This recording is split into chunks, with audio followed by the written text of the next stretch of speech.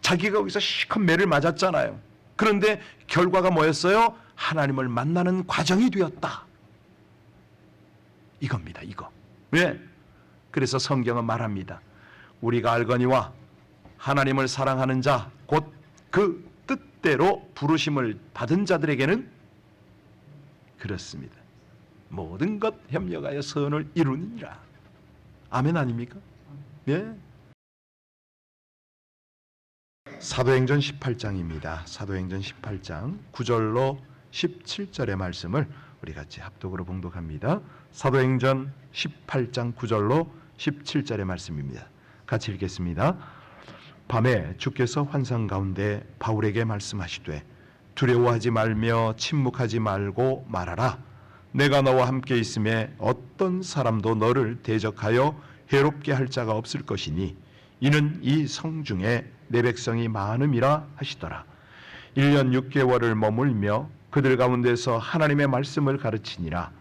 갈리오가 아가야 총독되었을 때에 유대인이 일제히 일어나 바울을 대적하여 법정으로 데리고 가서 말하되 이 사람이 율법을 어기면서 하나님을 경외하라고 사람들을 권한다 하거늘 바울이 입을 열고자 할 때에 갈리오가 유대인들에게 이르되 너희 유대인들아 만일 이것이 무슨 부정한 일이나 불량한 행동이었으면 내가 너희들 말을 들어주는 것이 옳거니와 만일 문제가 언어와 명칭과 너희 법에 관한 것이면 너희가 스스로 처리하라. 나는 이러한 일에 재판장 되기를 원하지 아니하노라 하고 그들을 법정에서 쫓아내니 모든 사람이 회당장 소스데네를 잡아 법정 앞에서 때리되 갈리오가 이 일을 상관하지 아니하니라. 아멘. 인간이 살다 보면요 여러 가지 역경이 다가오지요. 예수를 잘 믿어도 또 하나님 앞에 헌신을 해도 어려움은 옵니다. 그런데 이 역풍과 순풍 이 사이에서 인간들은 순풍보다는 역풍을 거스르며 살았던 사람들, 이 사람들이 보면 큰 역사를 남기고 큰 업적을 남기는 그런 모습을 볼 수가 있죠. 보통 보면은 이번에 가서 이제 아이들하고 그 산호세에서 스티브 잡스의 그 행적을 잠깐 살폈어요. 그 집도 보고 또 그 IBM의 연구를 한 터도 보고 그랬었습니다. 아주 조그만, 아주 허술한 그런 어떤 그 이 거라지 같은 데에서 일이 시작이 됐더라고요. 그런 모습을 보면서 과연 쉽지만은 않았을 텐데 저 어린 심령들이 역경을 만났을 때 어떻게 대처했을까? 우리는 성공만 보잖아요. 근데 아니죠. 어려움이 있죠. 그래서 이번에 우리 청소년들한테 그런 거 저런 거를 때가 되기만 하면 주입을 시키려고 애를 썼습니다. 자, 오늘 우리도 본문을 중심으로 해서 역경에 처할 때 어떻게 대처할 건가? 이건 인생이니까요. 네. 자, 그 은혜를 나눌 텐데요. 우리가 당하는 수많은 역경을 신앙적으로 바로 이해하고 대처할 때에 이 승리의 비결을 배우지 않습니까? 그것을 배우고 삶에 적용할 때에 이것이야말로 능력이거든요. 우리 같이 오늘 본문으로 들어갑니다. 하나만 더 본문으로 들어가기 전에 인간들의 고통, 도대체 역경을 우리는 어떻게 이해해야 될 것인가? 인간들의 3대 고통이면 뭐가 있을까요? 아무래도 배고픔일 겁니다. 굶주림. 또 질병이 있겠죠. 몸이 아프거나 힘들 때. 그리고 나서 또 하나 있다면 아무래도 감옥에 들어가고 고소를 당하는 이런 것들 아니겠는가. 하나님의 사람들 대부분 이런 걸 다 경험하거든요. 큰 족적을 남긴 사람들은 이런 경험이 있습니다. 특별히 바울 말할 것도 없죠. 굶주리고 질병에 시달리고 감옥에 들어가고 다 겪었죠. 그런데 이 역경을 통해서 하나님은 어떻게 당신의 뜻을 행하시는가? 모든 것 협력하여 선을 이루시지 않습니까? 자, 그러면 어떻게 승리하는가 이제 대처 방법을 배우러 들어갑니다. 지금 오늘 본문의 배경이 뭐죠? 바울이 동족 유대인들에게 고소를 당한 장면입니다. 여기 보면 일제히 일어났다고 그랬어요. 그리고 재판에 회부하는, 끌어간 그런 모습입니다. 이 일의 결과는 당시에는 보나마나 한 그런 일이죠. 여러분 아세요? 당시에 재판 받을 때 변호사가 없었습니다. 3심 제도가 있어서 초급, 중급, 고급, 대법원에 가놓고 이런 것들이 있는 것도 아닙니다. 그냥 다만 형식적이에요. 모든 것이 정치적으로 재판이 되어지는 그 시대입니다. 자, 그런데 왜 하나님은 이런 상황에서 바울에게 이런 정치적 가시를 허락했을까? 중요한 것은요, 바울을 도와주려는 갈리오, 이 총독을 만나는 거잖아요. 하나님께서 미리 예비하셨습니다. 여호와 이레라고 하는데, 자, 우리 같이 오늘 본문 13절 보면 바울이 어떻게 고소를 당하는지 그 내용을 알 수가 있죠. 같이 읽습니다. 말하되 이 사람이 율법을 어기면서 하나님을 경외하라고 사람들을 권한다. 여러분, 이 사람이 율법을 어겼답니다. 바울이 율법을 어겼다고 그러네요. 참 이상한 거는 법을 어기는 사람들이 법을 더 따집니다. 여러분, 법을 지키는 사람에게 법이 사실은 필요가 그렇습니다. 그런데 유리할 때는 지키고 불리할 때는 어기는 이 사람들 때문에 법이 필요한 거 아닙니까? 유대인들이 그런 사람입니다. 여기서 말하는 율법이 뭡니까? 모세의 율법이죠. 전통적으로 내려오는 어떤 울타리 율법, 이걸 말합니다. 율법이 후에 미시나로 편집이 되고 탈무드의 근본이 되었지 않습니까? 그러니까 일종의 랍비들의 전통을 의미하는 그런 말이거든요. 그러니까 바울이 이런 유대인들의 율법과 전통을 어겼다 이렇게 주장하는 겁니다. 사실 바울은요, 유대인들의 율법보다는 뭘 우선시했죠? 복음이잖아요. 복음. 이걸 우선시했습니다. 그 다음에 이제 여기 하나님을 경외하라 이렇게 하지만 전혀 받아들일 수 있는 방법으로 유혹했다는 겁니다. 여기 본문에는 하나님을 경외하라고 사람을 권한다 이렇게 돼 있잖아요. 네, 그냥 이렇게 읽으면 우리가 이해할 수 없는 그런 구절입니다. 이게 이제 무슨 의미냐면 모세의 율법적 방법이 아니라 복음으로 하나님을 가리킨다 이 제목인 거죠. 예수님이 미움받은 바로 그 복음 중심의 말씀입니다. 바울이 고발당한 것도 전통 율법이 아니라 복음이라는 거죠. 이처럼 사람들은 자기 주장과 다른 그런 어떤 모든 것들을 부정하는 편견에 사로잡힙니다. 내가 아니면 아니라는 거예요. 내 생각대로가 아니면 틀렸다는 거죠. 그래서요, 오늘 본문은 이런 어떤 편견을 버리지 않으면 하나님의 섭리의 손길을 볼 수가 없다. 어제 아이들하고 마무리를 하면서 제가 그렇게 부탁을 했어요. 한국 돌아가면 엄마를 만났을 때 무슨 말을 할 것인가? 옛날 모습하고 똑같이 말할 것인가? 그래서 내가 당부를 하는데 여러분이 이 자리에 오기까지 누가 있는가? 여러분들이 그토록 부끄러워하는 탈북한 어머니가 있어서 여기 미국에 온 거 아닌가? 여러분들이 가서 교회에서 쭈삣쭈삣하고 말 안 듣는 그 교회 목사님 때문에 여기 있는 거 아닌가? 무엇보다 이 모든 일을 연출하신 하나님 때문에 여러분이 여기 있다는 거 잊지 마라. 왜냐하면 아이들은요 바로 도착하자마자 자기 생각으로 돌아가거든요. 그러니까 우리는 그걸 심어줘야 되잖아요. 자, 여기 보세요. 이제 총독 갈리오가 현명한 재판을 하는 장면이 나옵니다. 여기 당시 재판장으로 요청을 받은 갈리오의 자세를 한번 보시겠습니까? 자, 이제 14절 15절 다시 한번 봅니다. 바울이 입을 열고자 할 때 갈리오가 유대인들에게 이르되 너희 유대인들아, 만일 이것이 무슨 부정한 일이나 불량한 행동이었으면 내가 너희 말을 들어주는 것이 옳거니와 만일 문제가 언어와 명칭과 너희 법에 관한 것이면 너희가 스스로 처리하라. 나는 이런 일에 재판장 되기를 원하지 아니하노라. 당시 그는 총독으로 취임하자마자 이 사건을 담당하게 된 거거든요. 여러분, 유대인들은 얼마나 좋은 기회입니까?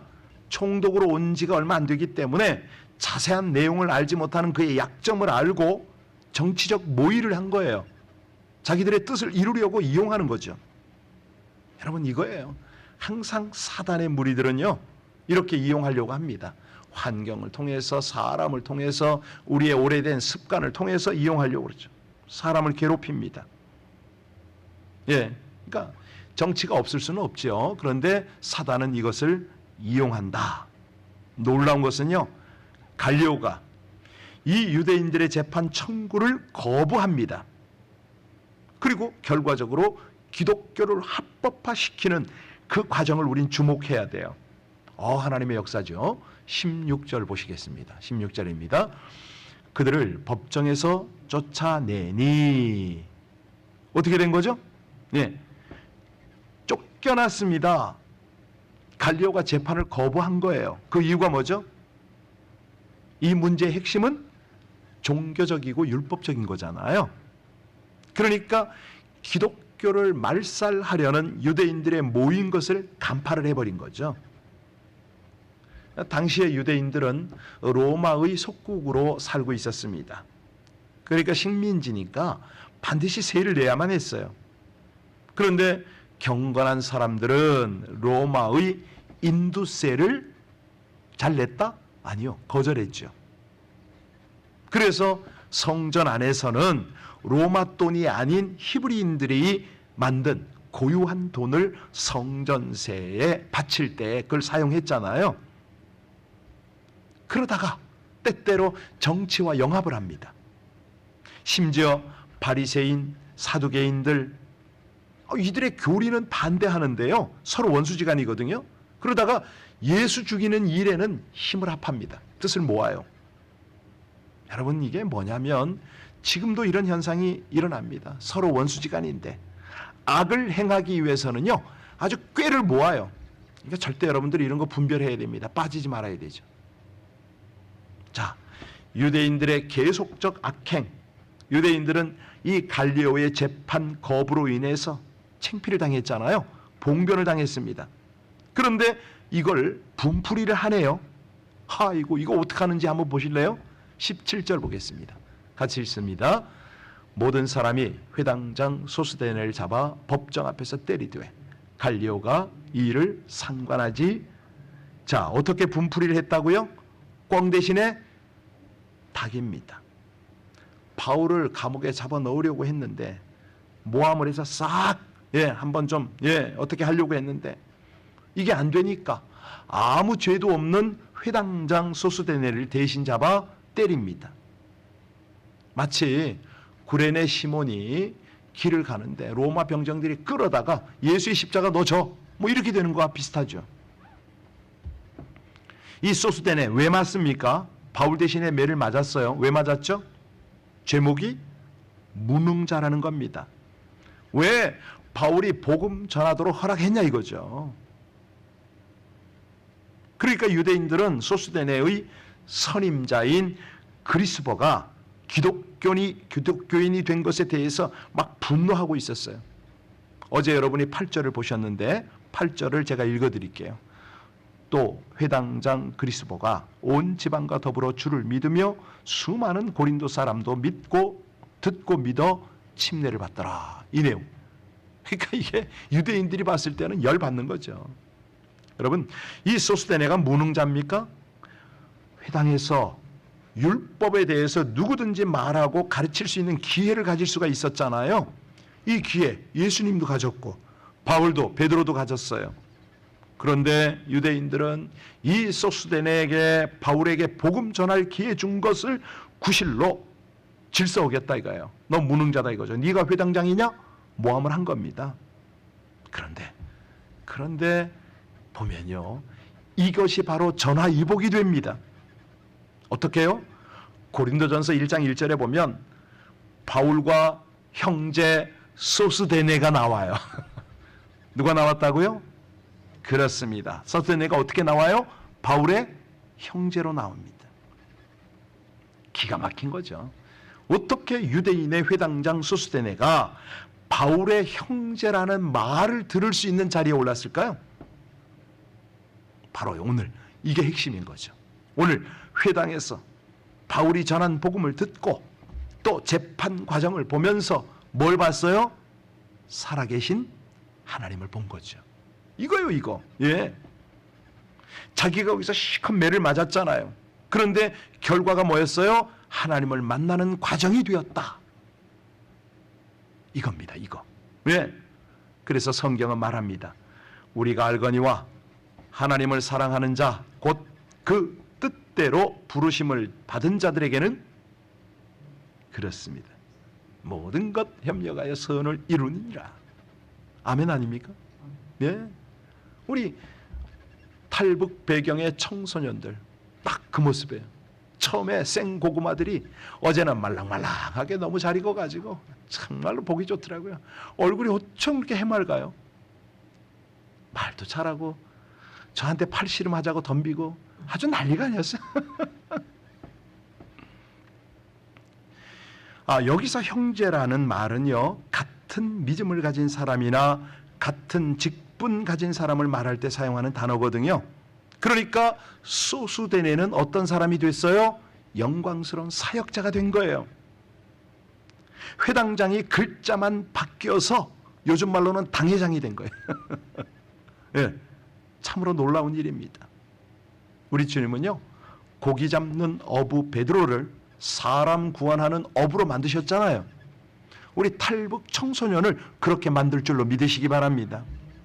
자, 그렇다면 우리에게 다가오는 고난 어떻게 대처해야 되는가? 그러니까 오늘 본문에서 하나님은 메시지를 주시는 거 아니에요? 의미를 먼저 찾아라. 의미를 깨달아라. 이것이 죄로 인한 고난인가? 아니면 교만하지 못하도록 하는 고난인가? 아니면 하나님의 영광을 위한 고난인가?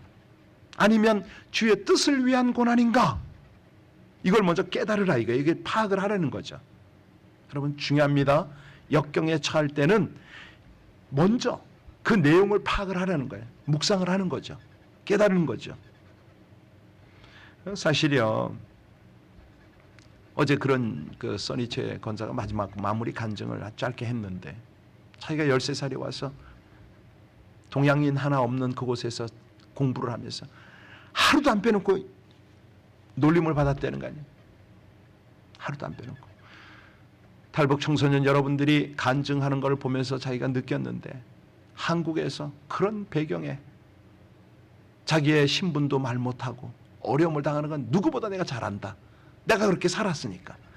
내가 결심했다. 영어 내가 완전하게 하기만 해봐라.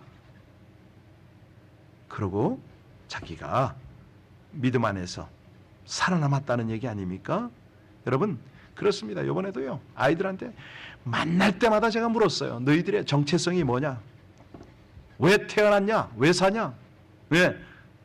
여러분, 우리의 삶도 마찬가지 아닙니까? 우리의 일터도 마찬가지입니다. 모든 사람은 마찬가지예요. 내가 왜 사는지, 왜 이 일을 해야 되는지, 내가 왜 사람을 만나야 되는지. 특별히 성도의 관계는요, 우리 주님이 주관하는 그런 만남이거든요. 모든 것들이 그랬습니다. 그런데 이게 정리가 안 돼 있으면 온갖 죄를 저질러요.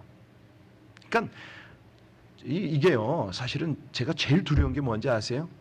하나님을 믿는다, 예배한다고 하면서 뒤로 엉뚱한 짓 하는 거. 하나님을 경외하는 게 아니라 조롱하는 겁니다. 희롱. 그 죄가 얼마나 큰지 아세요? 심각한 거죠. 그래서 오늘 하나님은 본문을 통해서 다시 말씀합니다. 분명히 알으라는 거예요. 하나님의 타이밍, 하나님의 정확한 때, 실수하지 아니하시는 우리 하나님, 절대로 하나님께서는요, 모든 상황을 그대로 흘려보내는 분이 아닙니다. 그래서 분별을 하는 거, 역경이 이게 왜 주어졌지? 도대체 하나님은 이 역경을 통해서 무엇을 원하시는 거야? 이거를 파악하려는 거죠. 성공적 인생을 원하고 성숙한 신앙을 원하고 정말 하나님께 인정받고 칭찬받고 쓰임받는 그런 신앙을 원한다면 그 내용을 주목하고 순종하고, 절대로 내 마음대로 하지 말라는 겁니다. 절대로 나 하고 싶은 대로 하지 말라는 겁니다. 그럴 때에 모든 것 협력하여 선을 이룬다는 거죠. 우리 마지막으로 우리 9절 10절 같이 읽고 마무리하겠습니다. 밤에 주께서 환상 가운데 바울에게 말씀하시되 두려워하지 말며 침묵하지 말고 말하라. 내가 너와 함께 있음에 어떤 사람도 너를 대적하여 해롭게 할 자가 없을 것이니 이는 이 성중에 내 백성이 그렇습니다. 하나님이 하십니다.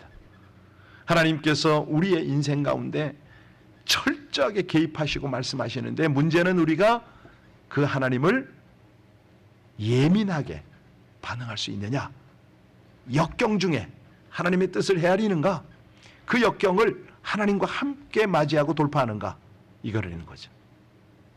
기도하시겠습니다.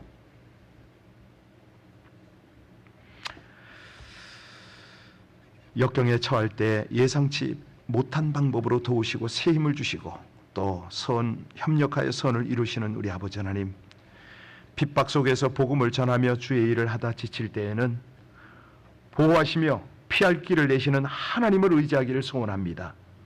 사람의 마음을 움직여 자신의 일꾼을 지키시고 하나님 나라를 확장하시는 주님으로 인하여 더욱 담대하게 하여 주옵소서. 역경 중일수록 결정권을 하나님께 내어드려 어떤 상황에서도 최고의 것을 주시는 주님의 약속과 사명을 붙잡고 끝까지 담대하고 충성스럽게 살아가게 하여 주옵소서. 예수님 이름으로 기도하옵나이다. 아멘.